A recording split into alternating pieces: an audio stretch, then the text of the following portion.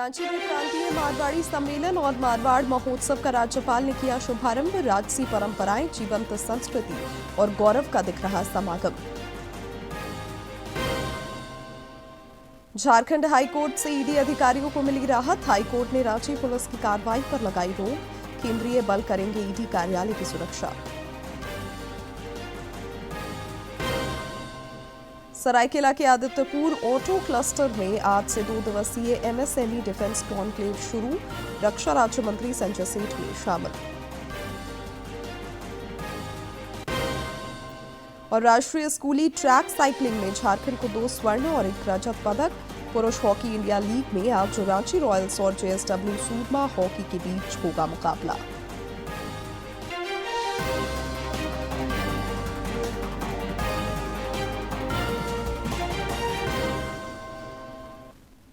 नमस्कार, खबरें झारखंड में आपका स्वागत है। मैं हूं शिवानी कुमारी और अब समाचार विस्तार से। स्टार्टअप इंडिया पहल के 1 दशक पूरे हो गए हैं। इसके उपलक्ष्य में नई दिल्ली के भारत मंडपम में एक कार्यक्रम का आयोजन किया गया, जिसमें प्रधानमंत्री नरेंद्र मोदी शामिल हुए। कार्यक्रम के दौरान प्रधानमंत्री ने भारत के जीवंत स्टार्टअप इकोसिस्टम के सदस्यों के साथ संवाद भी किया। इस मौके पर प्रधानमंत्री ने कहा कि भारत ने स्टार्टअप के क्षेत्र में क्रांति पैदा की है। उन्होंने कहा कि ये स्टार्टअप हमारी अर्थव्यवस्था और समाज के भविष्य को आकार दे रहे हैं। हमने स्टार्टअप इंडिया प्रोग्राम लॉन्च किया।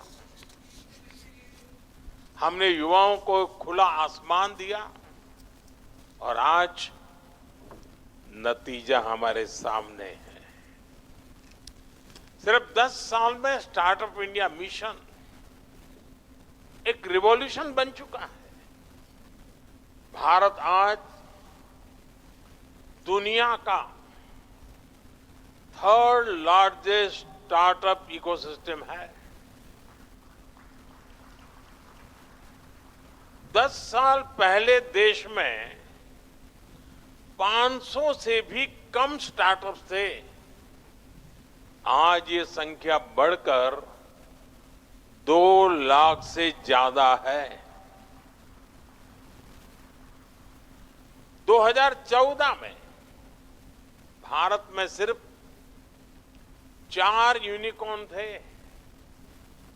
आज भारत में करीब 125 एक्टिव यूनिकॉर्न है।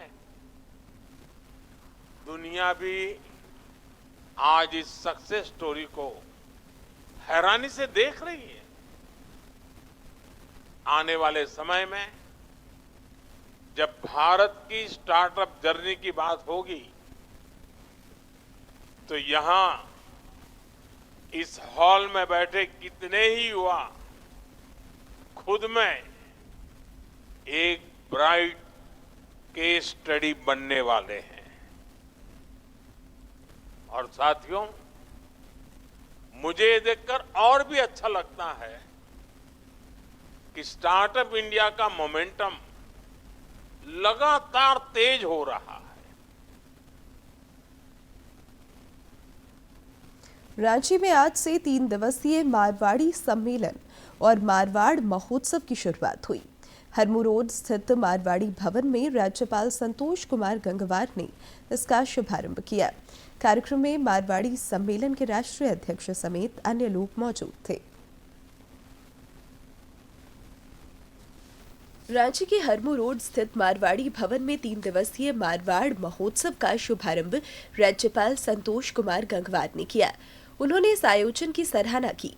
झारखंड प्रांतीय मारवाड़ी सम्मेलन एवं मारवाड़ी सहायक समिति द्वारा आयोजित ये महोत्सव केवल एक उत्सव नहीं, बल्कि राजस्थान एवं मारवाड़ी समाज की समृद्ध सांस्कृतिक, सामाजिक एवं पारंपरिक विरासत को झारखंड की धरती पर जीवंत रूप से प्रस्तुत करने का एक सराहनीय प्रयास है।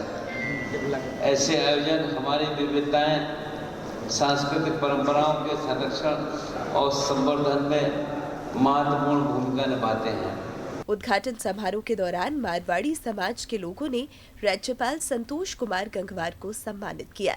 मौके पर अखिल भारतवर्षीय मारवाड़ी सम्मेलन के राष्ट्रीय अध्यक्ष पवन गोयंका ने कहा कि मारवाड़ी समाज की राजसी परंपरा, संस्कृति और कला को जीवंतता प्रदान करने के लिए महोत्सव का आयोजन किया गया है।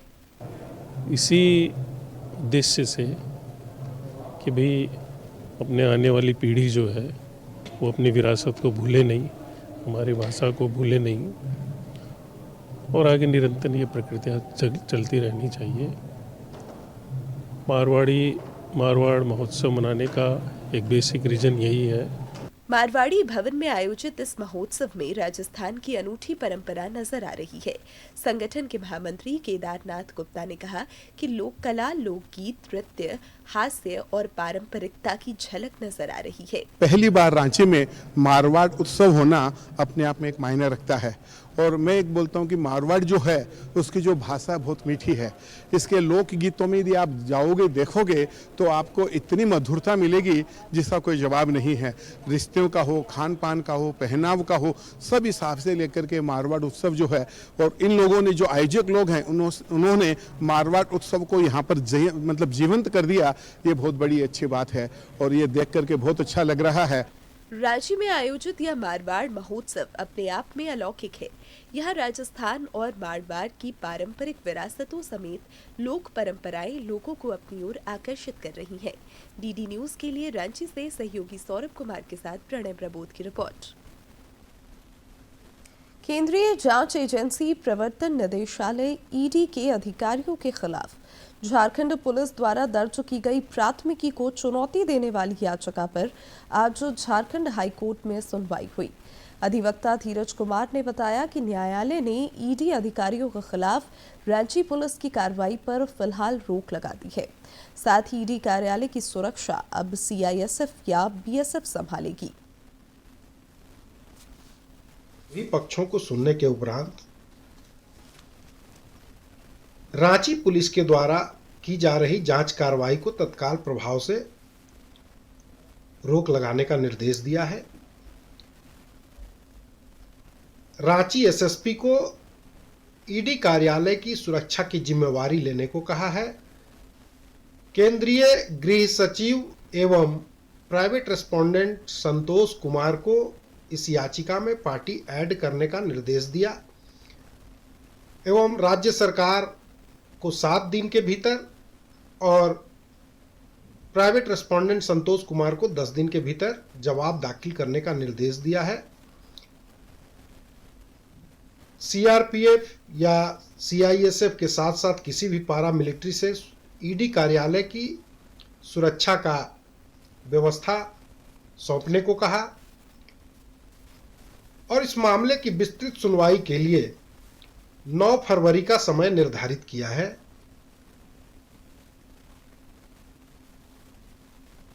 रांची में वित्त मंत्री राधाकृष्ण किशोर की अध्यक्षता में अबुआ दिशोम बजट 2026-27 के लिए बजट पूर्व गोष्ठी का आज दूसरा और आखिरी दिन है। पहले दिन कल राज्य के रजत जयंती वर्ष पर केंद्रित इस मंथन में इंफ्रास्ट्रक्चर, कृषि, सिंचाई और हरित विकास पर चर्चा हुई।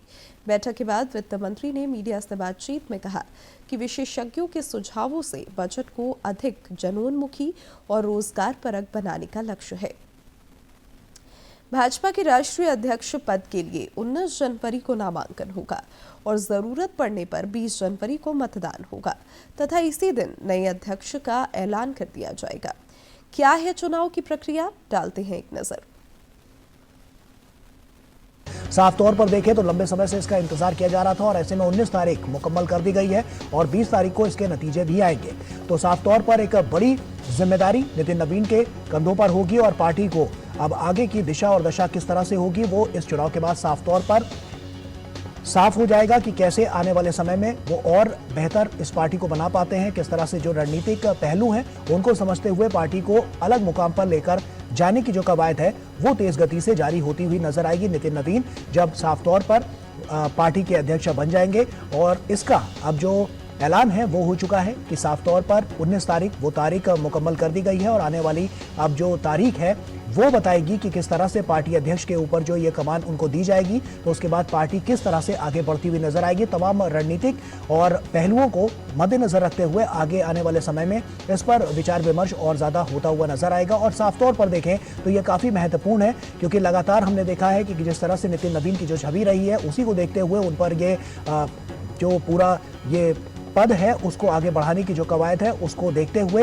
एक बड़ा फैसला लिया जा रहा था। और इसके बाद अब जब 19 तारीख वो मुकम्मल कर दी गई है तो उस दिन साफ तौर पर नामांकन तो होगा ही, और इसके बाद 20 तारीख को जब इसके नतीजे आएंगे तो साफ तौर पर वो पार्टी के अध्यक्ष बन जाएंगे। और उसके बाद से आगे आने वाले समय में किस तरह से वो पार्टी को दिशा और दशा उनकी सुधारते हुए नजर आएंगे और क्या कुछ वो नया करते हुए नजर आएंगे, ये देखने वाली बात होगी। क्योंकि साफ तौर पर एक बड़ा लोकतांत्रिक महत्व इस पार्टी का रहा है और किस तरह से आगे आने वाले समय में और भी जो जिम्मेदारियां हैं उसका निर्वहन करते हुए नितिन नवीन नजर आएंगे। पिछले दिनों से रांची से लापता अंश और अंशिका के सकुशल घर पहुंचने पर उनके माता पिता ने प्रदेश भाजपा अध्यक्ष आदित्य साहू का आभार व्यक्त किया है। अंश और अंशिका के माता पिता ने श्री साहू के पैतृक आवास कुच्चू जाकर उनसे मुलाकात की और उनका आभार जताया। इस दौरान रांची महानगर अध्यक्ष वरुण साहू भी उपस्थित थे। प्रदेश अध्यक्ष ने बच्चों और उनके माता पिता से बातचीत की और उन्हें अंगवस्त्र तथा कंबल प्रदान किए। सरायकेला खरसावां जिले के आदित्यपुर ऑटो क्लस्टर में आज से 2 दिवसीय एमएसएमई डिफेंस कॉन्क्लेव शुरू हो गया है। इस कॉन्क्लेव का रक्षा राज्य मंत्री संजय सेठ ने शुभारंभ किया। इस आयोजन का मुख्य उद्देश्य राज्य के लघु उद्योगों को रक्षा विनिर्माण और डीआरडीए की आधुनिक तकनीकों से जोड़ना है। झारखंड पहला राज्य है जहां इस तरह का राज्य स्तरीय डिफेंस कॉन्क्लेव हो रहा है। इस कॉन्क्लेव में देश की प्रमुख रक्षा उत्पादन इकाइयां, तकनीकी विशेषज्ञ और बड़ी संख्या में स्थानीय उद्यमी शामिल हो रहे हैं।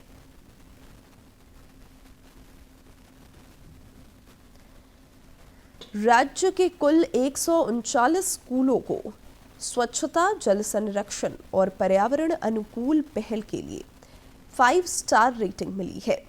20 स्कूल केंद्र सरकार की स्वच्छ एवं हरित विद्यालय प्रतियोगिता के तहत चुने गए हैं।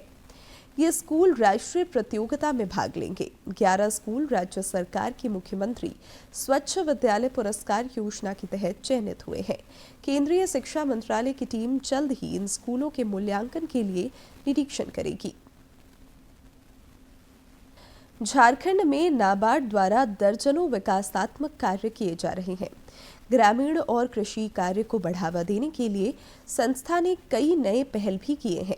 हमारे समाचार प्रमुख ने नाबार्ड की सीजीएम दीपमाला घोष से विशेष बातचीत की। राष्ट्रीय कृषि ग्रामीण विकास बैंक की देश के विकास में बड़ी भूमिका है और नाबार्ड का एक मैंडेट है कि किस तरीके से ग्रामीण भारत का उन्नयन हो और झारखंड में किस तरीके से नाबार्ड काम कर रहा है। हमारे साथ बातचीत करने के लिए आज नाबार्ड झारखंड की सीजीएम दीपमाला घोष मैम है। मैम, बहुत बहुत स्वागत है आपका। किस तरीके से झारखंड में नाबार्ड ने कायाकल्प किया है और क्या कुछ योजना है? लेकिन पहला सवाल आपका कि ये पिछला साल किस तरीके से नाबार्ड ने झारखंड को योगदान दिया है विकास के रास्ते पे आगे बढ़ाने में? पिछला साल से आपका मतलब है 25-26। तो अगर सबसे पहले चूंकि नाबार्ड अल्टीमेटली एक फाइनेंशियल इंस्टीट्यूशन है, तो अगर हम फाइनेंस की बात करें तो हमने इस साल के लिए जो इस राज्य के लिए जो हमने क्रेडिट पोटेंशियल जो हमने आकलन किया था, जो संभाव्यता हमने आकलन की थी, करीब 88,000 करोड़ का था। तो और वही एसएलबीसी भी हमारे साथ मिलके ही जो एनुअल क्रेडिट प्लान बनाती है, तो उस हिसाब से अचीवमेंट तो सारे फिगर्स आए नहीं हैं, लेकिन हम कोशिश तो पूरी कर रहे हैं ताकि विशेष करके एग्रीकल्चर में टर्म लोन बढ़ाने का हमारा विशेष एक ध्यान रहता है।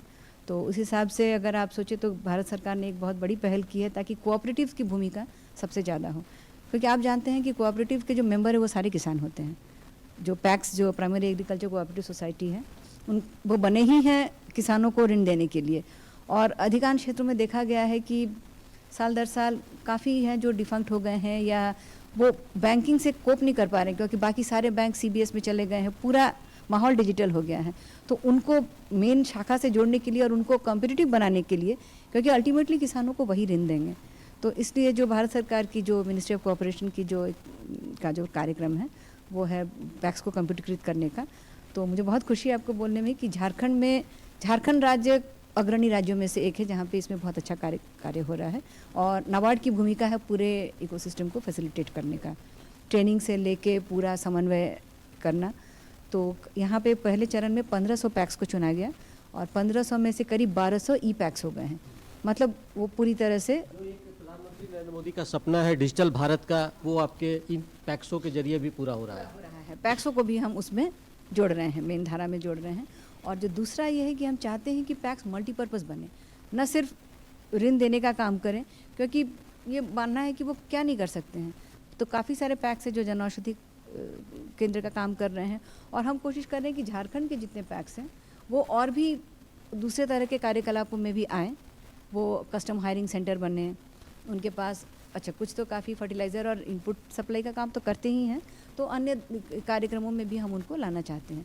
तो हमारा उद्देश्य है कि जब हम एक बार उनको कंप्यूटरीकृत कर देते हैं तो उनके लिए काम करना भी आसान हो जाएगा।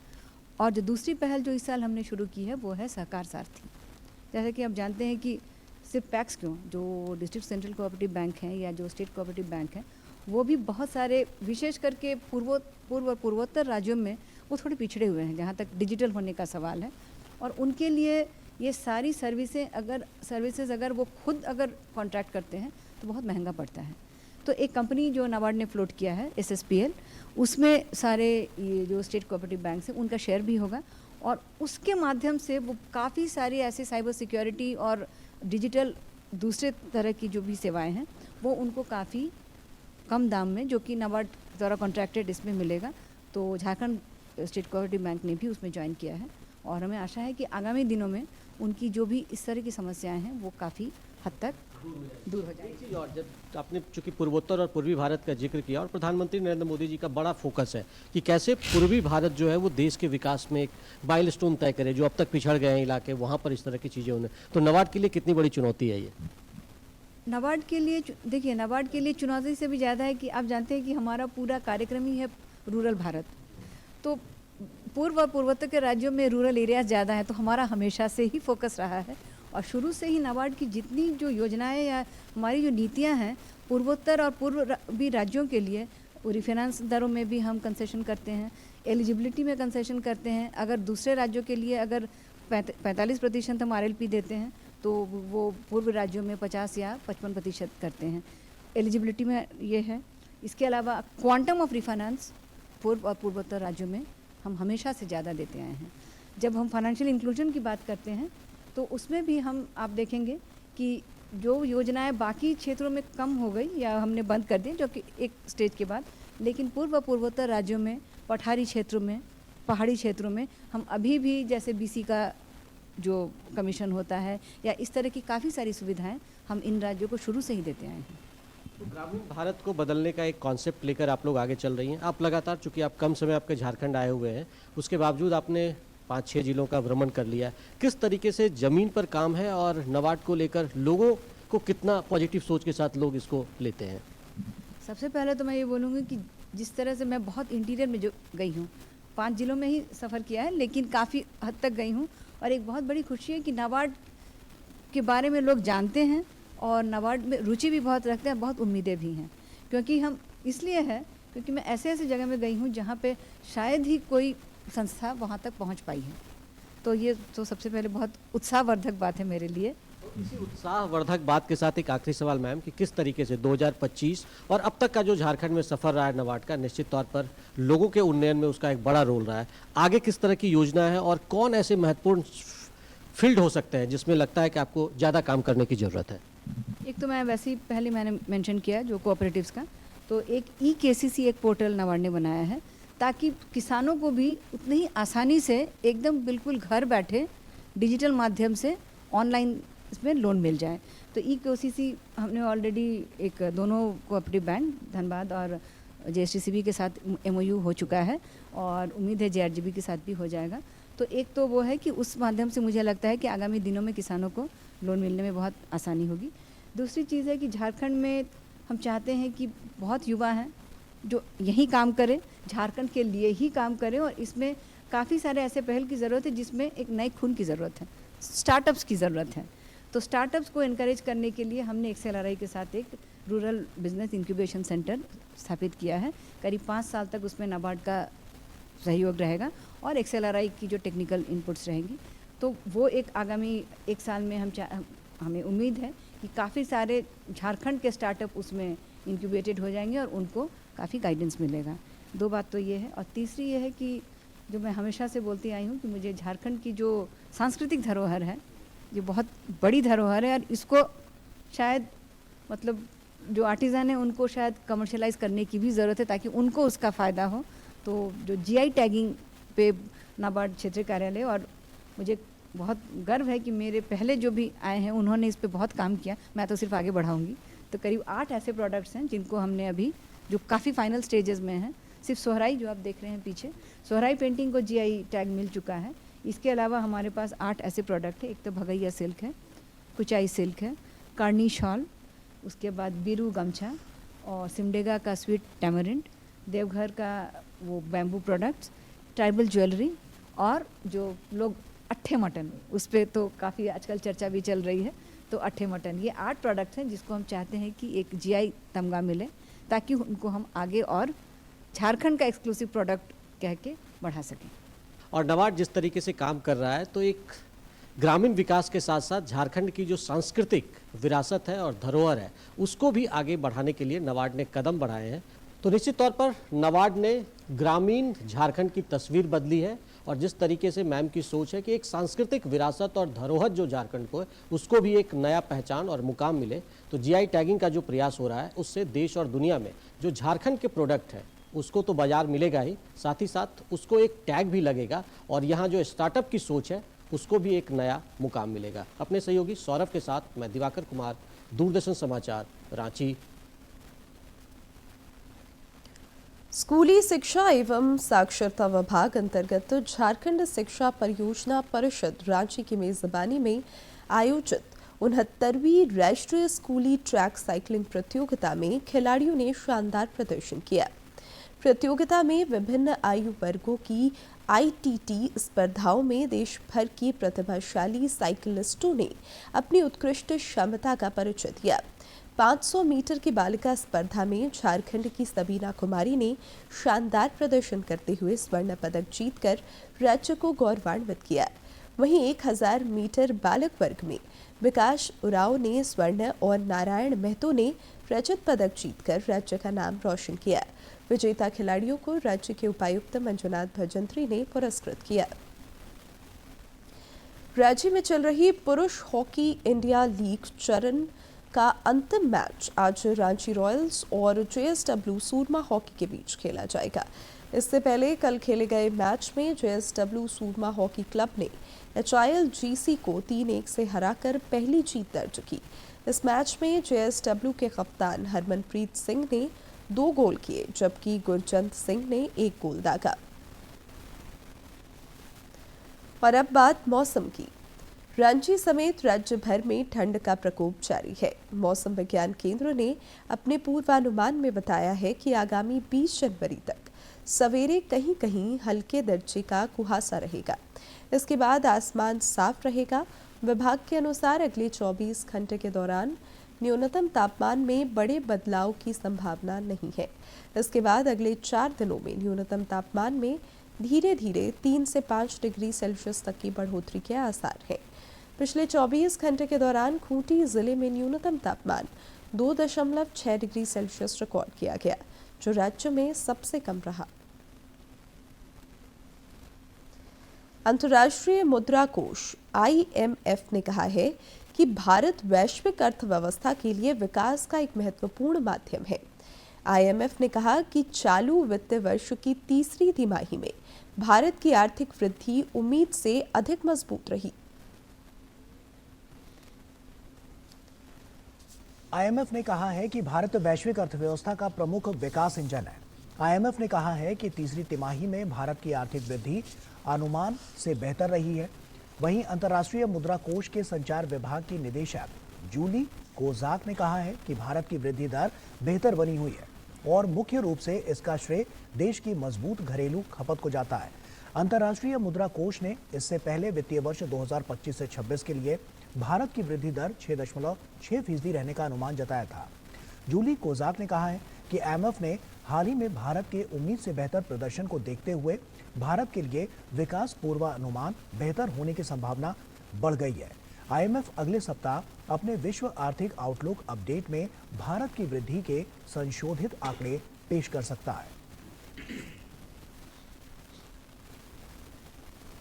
और अब जानते हैं किन बातों के लिए इतिहास के पन्नों में आज का दिन खास है।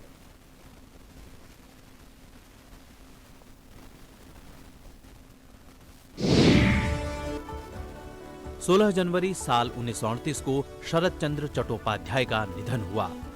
वे बांग्ला भाषा के सुप्रसिद्ध उपन्यासकार थे। रविंद्रनाथ ठाकुर और बंकिम चंद्र चट्टोपाध्याय की लेखनी का शरद पर गहरा प्रभाव पड़ा। शरद चंद्र ने अनेक उपन्यास लिखे, जिनमें परिणीता, सुभद्रा, बड़ी दीदी, चरित्रहीन, शेष प्रश्न, देवदास और विप्रदास प्रमुख हैं। शरद चंद्र के कई उपन्यासों पर आधारित हिंदी फिल्में भी बनी। उनके उपन्यास चरित्रहीन पर आधारित 1974 में इसी नाम से फिल्म बनी थी। उसके बाद देवदास को आधार बनाकर इसी नाम से 3 बार फिल्म देवदास बन चुकी है। 16 जनवरी साल 1901 में महादेव गोविंद रानाडे का निधन हुआ। रानाडे ब्रिटिश काल के भारतीय न्यायाधीश, लेखक और समाज सुधारक रहे। गोविंद रानाडे न केवल एक प्रसिद्ध वकील, अर्थशास्त्री, समाज सुधारक, राष्ट्रप्रेमी, राजनीतिज्ञ थे, बल्कि बंबई उच्च न्यायालय के न्यायाधीश भी रहे। रानाडे उस समिति में भी सेवारत रहे जिसे शाही और प्रांतीय व्यय का लेखा जोखा रखने और आर्थिक कटौतियों का अनुमोदन करने का कार्यभार मिला था। उनकी सेवाओं के लिए ब्रिटिश सरकार ने उन्हें Order of the Indian Empire से नवाजा। भारत से निर्यात का सिलसिला लगातार जारी है। अप्रैल से दिसंबर 2025 तक कुल निर्यात 634 अरब 26 अमेरिकी डॉलर तक पहुंच गया है।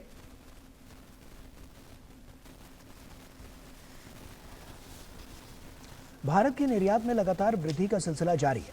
अप्रैल से दिसंबर 2025 तक कुल निर्यात का अनुमानित आंकड़ा 634 अरब 26 करोड़ अमेरिकी डॉलर तक पहुंच गया है, जबकि पिछले वर्ष 607 अरब 93 करोड़ डॉलर का निर्यात किया गया था, यानी कि निर्यात में 4.33% की बढ़ोतरी हुई है। ये वृद्धि वैश्विक बाजारों में भारत की बढ़ती हिस्सेदारी और निर्यात क्षेत्र की दमदार प्रदर्शन का सबूत है। और अब अंत में मुख्य समाचार एक बार फिर।